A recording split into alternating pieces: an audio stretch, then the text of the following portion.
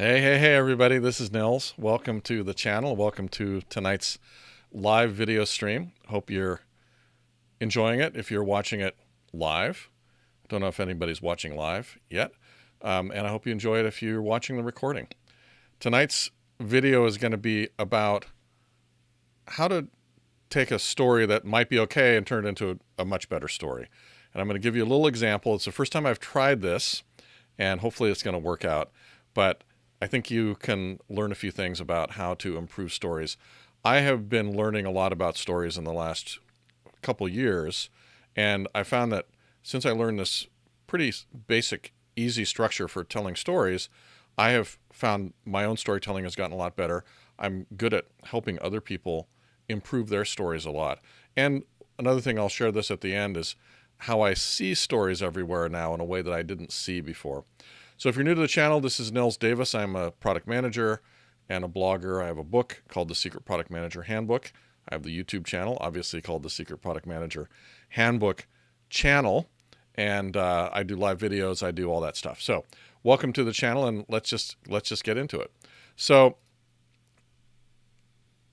if you saw last week's video, it actually, I sort of start out the same as last week's video, but then we diverge.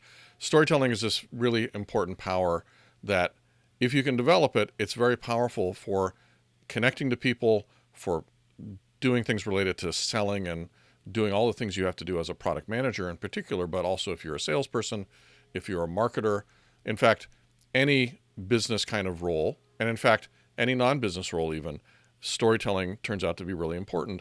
And some people aren't kind of natural storytellers. My father-in-law was great at telling stories, and I was always impressed. He could turn going to the store into a story, and I'll actually share a little example of something like that in this video.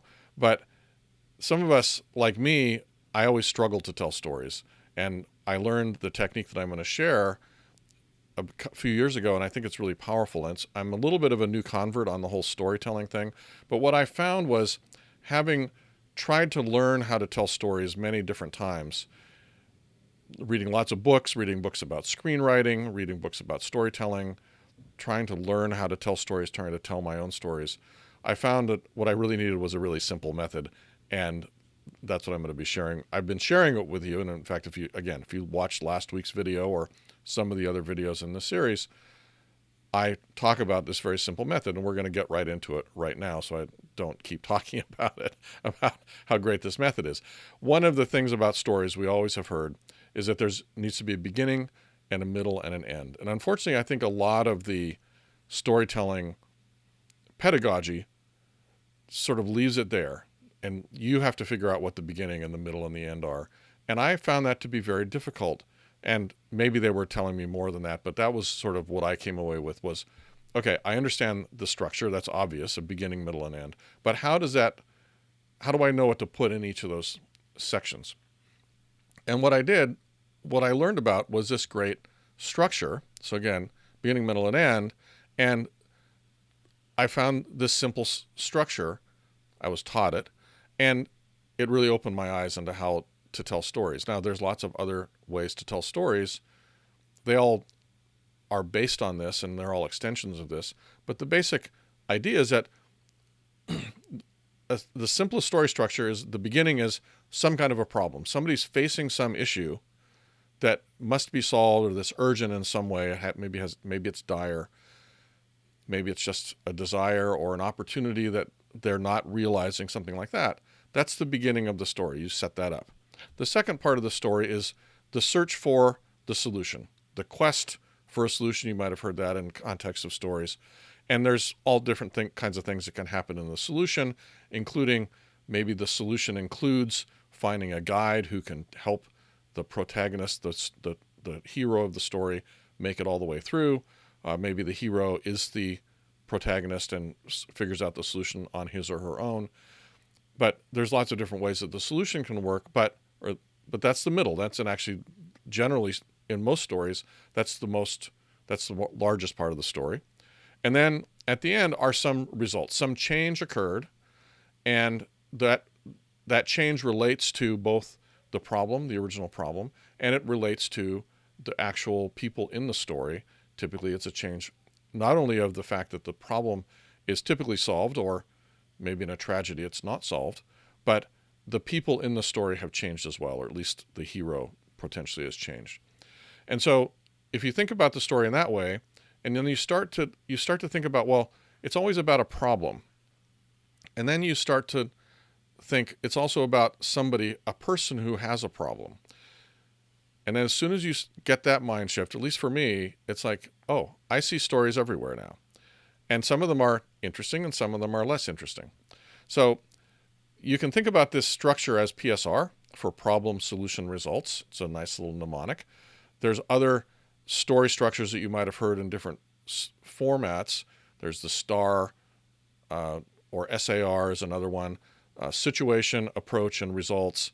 STAR, I don't remember what the T is for, but at any rate, there's different structures. They all sort of are basically around this, but you want to you're looking for a problem that is worth solving, really, and then how you solved it or how somebody solved it, and then what the outcome of that was.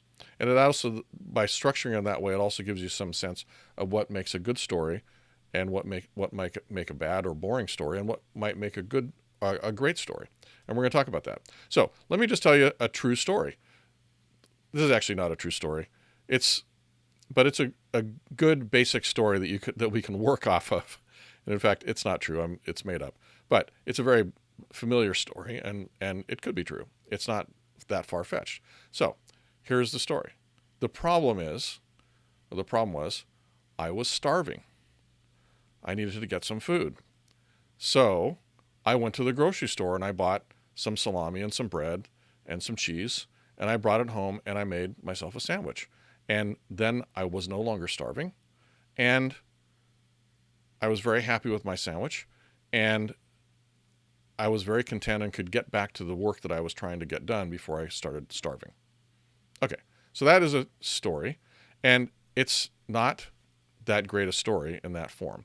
Now, the interesting thing about this story, as we see later, I'm actually going to talk a little bit more about what some other things that happened to me in this not true but sort of true story that will essentially be an example of how you might take a customer story that starts out kind of boring, like this one, and drill down to find out how it actually probably isn't that boring.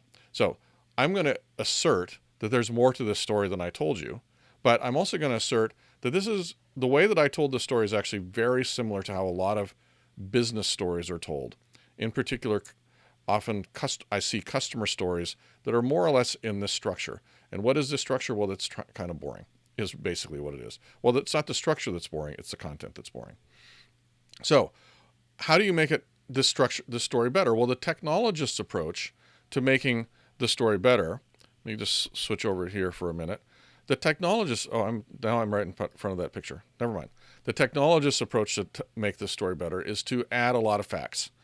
So, for example, I could say, well, I bought a half a pound of bread, and I bought a quarter pound of provolone cheese, and I bought a quarter pound of finocchione salami, which I love, by the way.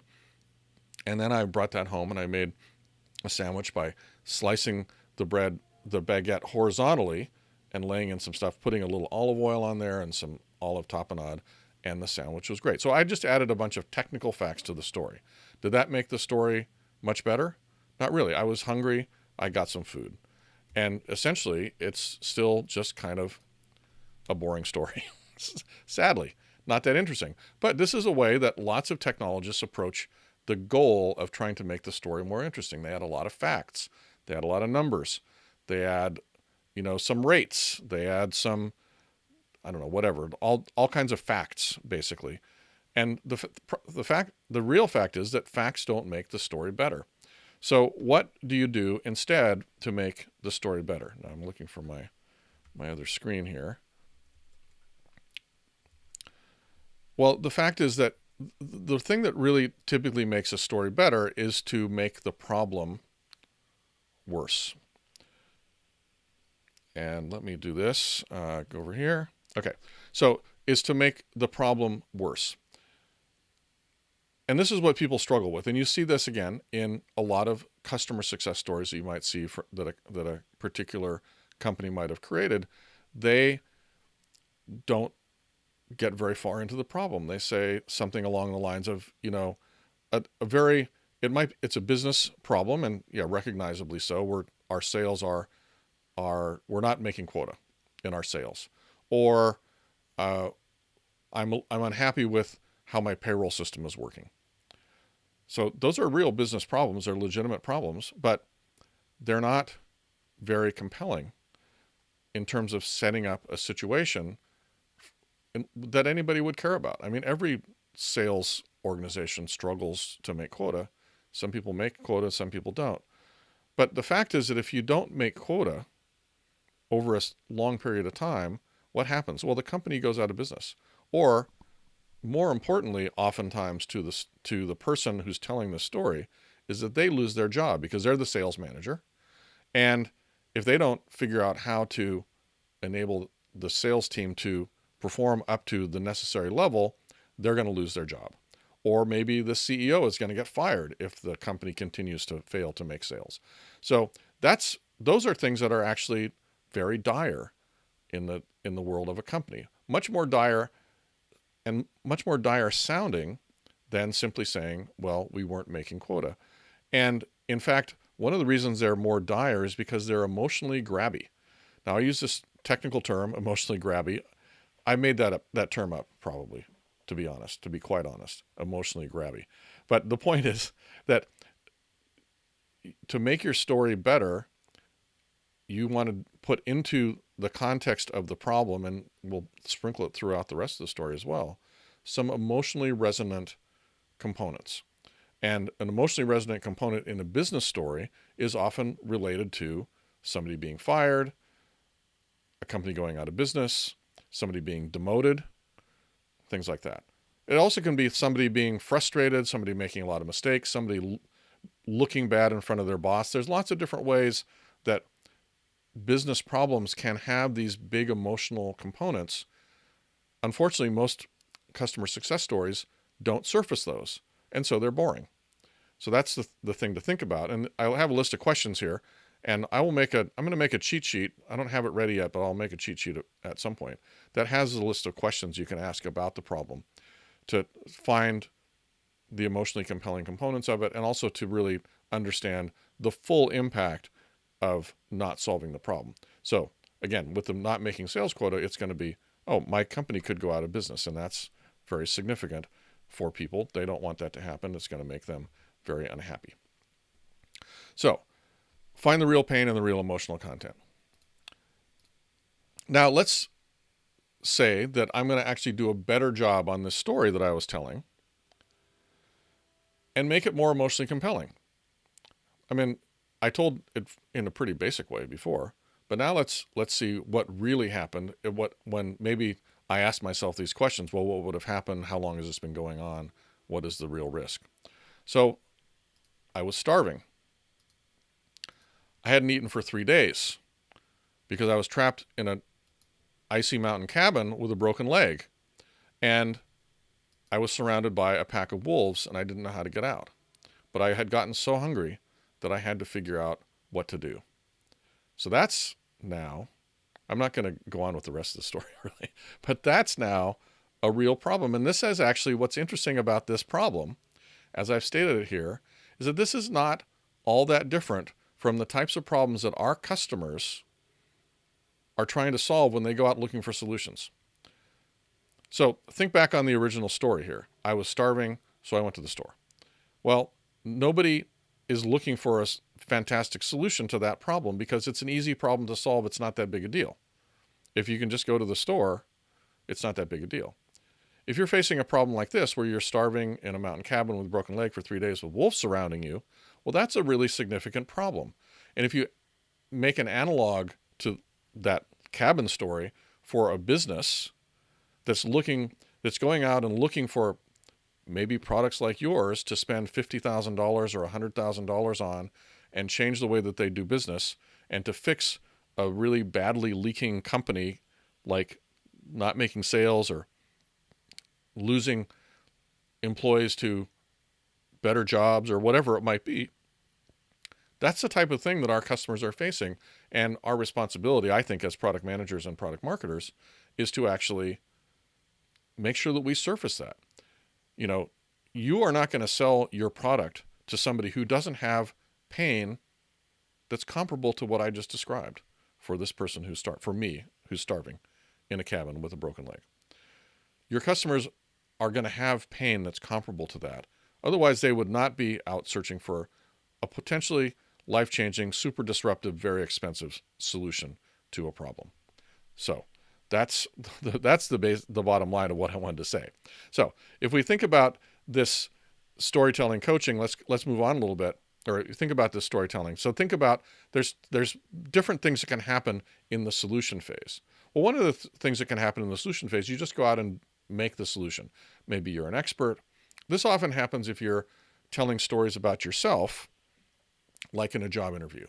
Tell me about a time you showed creativity and initiative, and you would talk about a problem that was going on in your business or whatever situation, and you'd say, and these are the things that I did, showing my expertise with the point of being that you showed your expertise and initiative and creativity in that set of steps, and then you have the results that the problem is solved and everybody's happy and I got a promotion and the company made a lot more money, whatever the results might be. So that's one option for the solution. I applied my expertise and I solved the problem. Another way, and this is actually much more dramatic, of course, is that you continually try to solve the problem over and over again. You fail and you fail and you fail and you fail. And in fact, I'm going to talk about one other little thing. You may find that there's actually a deeper problem that really needs to be solved. In the process of trying to solve the original problem, you may say, oh, the original problem is just simply a symptom of a deeper problem that really requires even more expertise and more trying and more failing before you can solve it. So this is what happens in many Hollywood movies. You try all kinds of things that don't work, and then eventually you find something that does work. Now, this is a story, if you're thinking about a business story, this is a story that's typical of what our prospects have done. They have this problem. We've already talked about how terrible this problem is. It's starving, it's wolves at the door, etc. But then they went out and tried to solve this problem. They went out and looked at our competitors, and they found the competitors were all terrible. Or maybe they even bought one of our competitors' products and it failed. Or they couldn't find a product and they created their own, and it took a lot of time and it never completed, and they're still in pain. So those are some examples of the things the prospect might have tried to solve that problem. And then eventually, of course, if it's a success story, they eventually found us, and we solved all the problems. And then, of course, they get their fantastic results. Now, the results are always going to be a combination of what you might call the practical results. These are like the business results, or in the case of my being hungry story, that might be the results of me not being hungry anymore and of me having made it back to civilization through the wolf packs. But there's other results as well. There's personal results. So in business stories, these are actually really good to try to find. And actually, any decent customer success story will have a lot of these. It will have a thing like, oh, as a result of implementing our software, our main buyer, our main champion got a promotion or wasn't fired. Wasn't fired is pretty good if they were about to be fired. Got a promotion is even better, particularly if they were about to be fired. Maybe became the company expert on some topic. Those are all good. And then there's some things, like I mentioned, for example, part of the problem may be that the system is making them look, the old system, the legacy system, is making people look stupid in front of their bosses. And now they're considered the expert in front of the boss, and the boss celebrates their achievements and recommends their knowledge to other people. Or they get recognition for it, or they get a quarterly award, or they end up going to club. All the different things that can happen. Those are all much more emotionally compelling than the practical results, the business results. Because practical results, for most people, even though they're significant from a business standpoint, for example, making your sales go up by 10% instead of missing quota every quarter, beating quota by 10% every quarter, that's a really significant and important business result. It's just not that emotionally compelling to most people. There are some people, they're rare, but it's not as emotionally compelling as saying, not only did quotas go up every quarter after we implemented your solution, but I got a promotion and all of my team went to club. That makes the story much more emotionally compelling, and that makes it a better story. So that's the way to think about how to tie the results back to the problem. Now, the other thing about the results is you really want, if you've talked about a bunch of different aspects of the problem, like some business impacts, I was about to lose my job, the company was going to go under, all these different things that might be occurring because you're missing quota all the time. You want to make sure that all those things are addressed in your results, right? So you want to say, well, we are making quota now, or the company's doing great. I got a promotion instead of losing my job. And you always want to try to add something extra, like I got special recognition.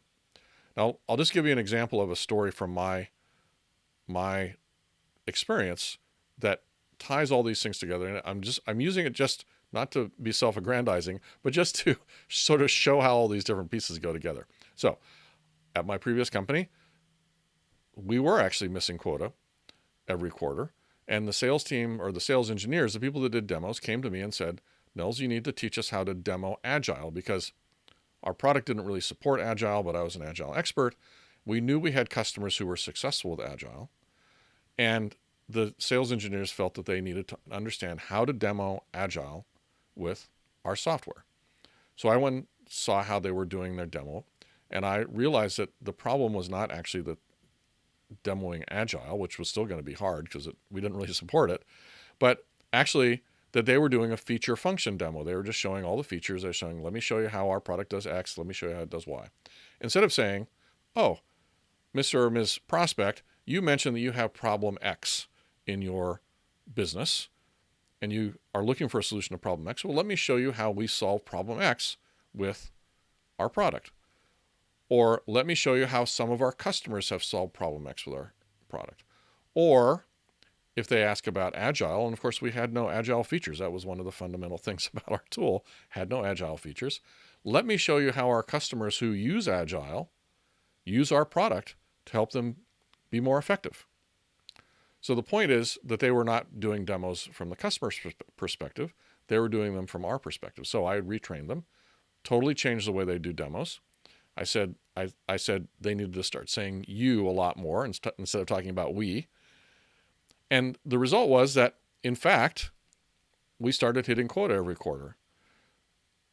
Not only that, the VP of that group told me that they had totally changed the way that they do demos based on what I told them. So that's the story. And the point of me telling that story is it has all those different parts in it. Now, could I make this story better? Perhaps. But I like the story in the way that it's structured because it has a couple of specific components. One is, well, I didn't do the whole thing about saying our sales were tanking, which is how I often start the story. But we were missing our quota every quarter. And so I talk about a particular problem. And then I talk about the fact that I found that when I looked at the problem, I found there was really an underlying problem, and I retrained them. And then the results, of course, had that we solved the practical problem, which was the missing quota. But I also got recognition for changing the way that they did business. So that's an example of a story. And as I say, I didn't tell it quite as well as I sometimes do. I usually start with our sales were tanking, and I forgot to do that this time. That's unfortunate. So sometimes when you're telling stories, if you forget things, that's too bad.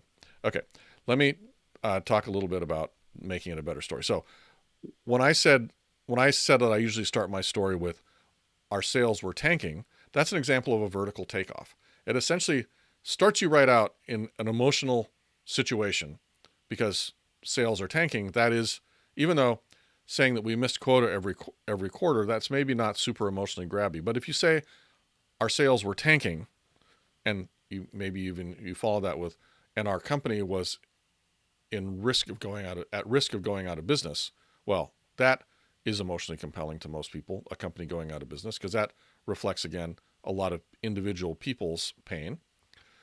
So that makes a good vertical takeoff. Another phrase that you might hear, and I've got it later on, is starting in the action. And so you want to start. I don't need to do any setup for that story. I just start right there. So this bad thing was happening until, in this case, I took action. Or the alternative, it doesn't always have to be a problem. It could be an opportunity that you're not achieving or recognizing that you want to. So this good thing wasn't going to happen until I stepped in and did something. You want to have your concrete results, but both emotionally grabby results as well as sort of practical ones. And you want to pay off all the challenges that were mentioned in the problem. As I mentioned before, most of these quantitative results are not really very emotionally compelling, and so you need to find ones that are. Sometimes there's a few types of quantitative results that can be emotionally compelling to some people, and you can use those. A factor of 10 improvement is, for a lot of people, a factor of 100%. A factor of 100 improvement for most people is emotionally compelling, or making a problem go 100% away.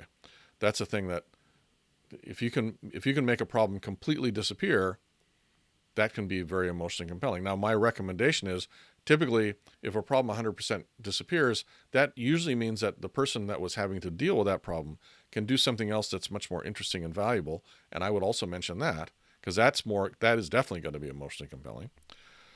And some other examples, I've mentioned these before. I was promoted, I became the expert, and so on. So I mentioned this advanced topic about the two problem situation. So there might be an initial problem that you're focusing on, and as you investigate, you find out that there's another underlying problem that's actually more severe and that really needs to be addressed for things to be fixed. And again, sometimes you might have to set up a situation. If you're talking to somebody who's not familiar with your business or the type of things that your customers do, if you're telling a customer success story, you might have to set it up. But generally speaking, I would recommend using something like a vertical takeoff instead, and just grab people by the lapel, and they can ask questions later if they need to learn more about what that business is. Now, I always like to tie this into the what I call the secret product manager framework, secret product management framework, which is this idea that what we do as product managers, we find market problems that we validate that they're problems we're solving. We create solutions to those. We don't actually create them. We work with a team to create them, and then we take those solutions to market with the help of marketing and sales. And so it's interesting to me that this structure, which is called problem solution go to market, is actually really similar to PSR, problem solution results. I don't know if I think of that as a coincidence or as meaningful, but it does seem kind of interesting to me. So that's what's happening there. So the other thing, I covered most of these in my previous video from last week about how to make use of these stories. How to make use of these customer success stories, how to use stories in a job interview. I mentioned that a little bit.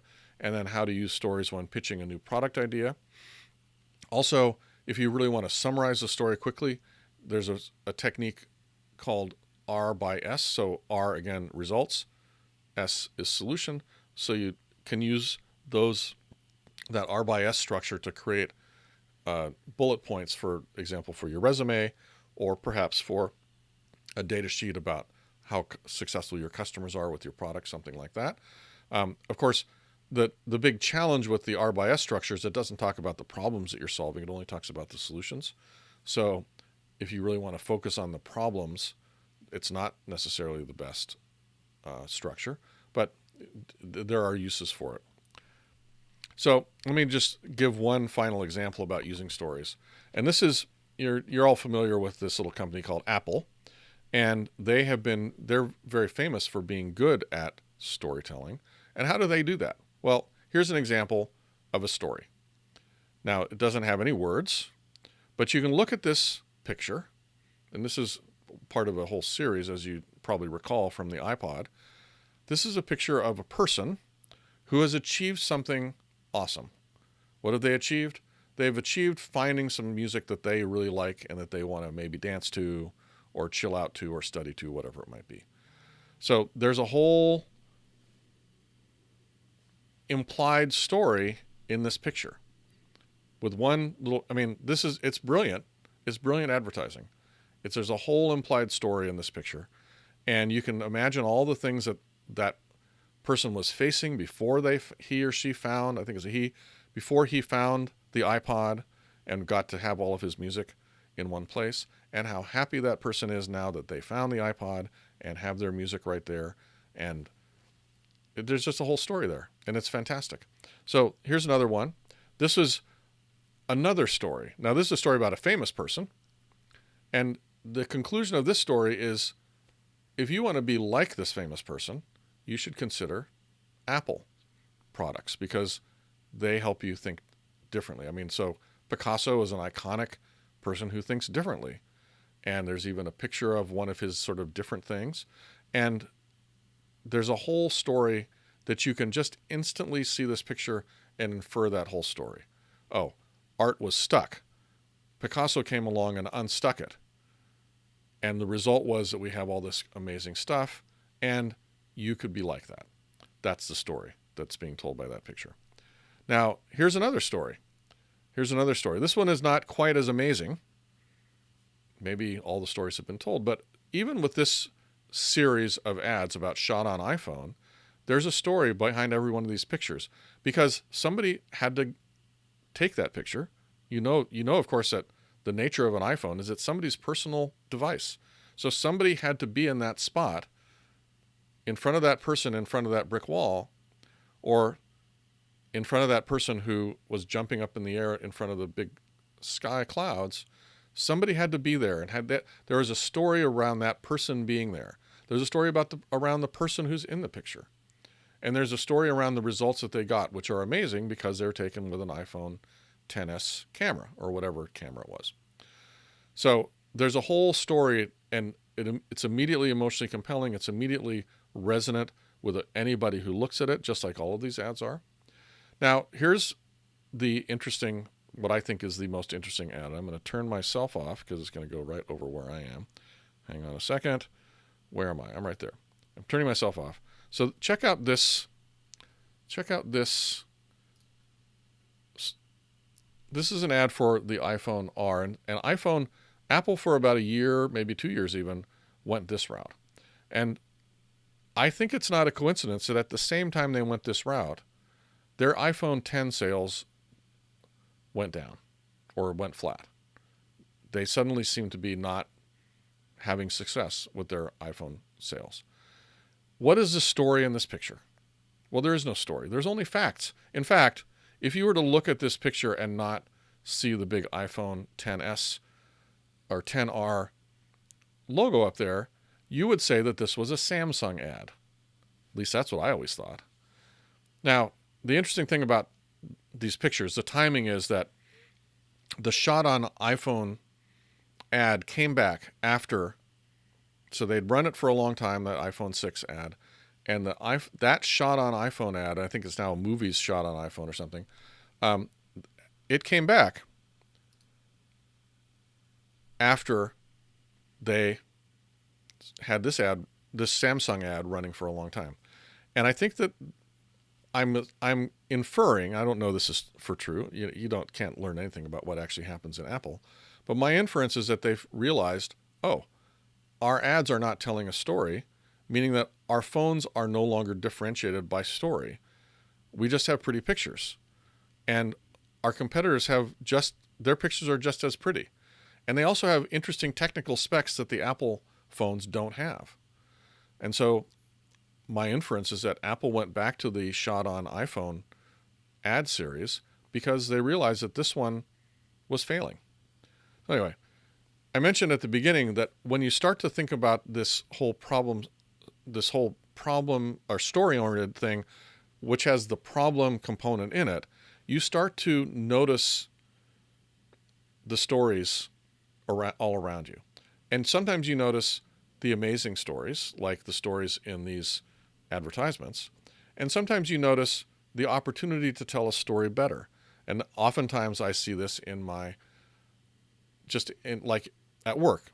People give presentations about their product, and sometimes they tell a really interesting, compelling story that makes you want to listen to the information they're telling about the product. And sometimes they don't. Sometimes they give the equivalent of this Samsung beauty shot. In fact, usually it's not as beautiful as that particular shot. And so it's not that compelling. And then they give a lot of facts, and they haven't really achieved what their goal is, if indeed they even had a goal. But, you compare that to a presentation where there's some story oftentimes about how a customer is impacted by a thing that we have now solved. That can be really compelling.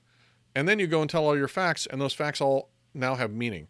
They've been invested with emotional meaning because you've created a persona, not really a persona in that marketing technical sense, but a connection to a person, in this case a customer or a prospect, who is having pain, and you're talking about how you're solving that person's pain and what the results will be for that person.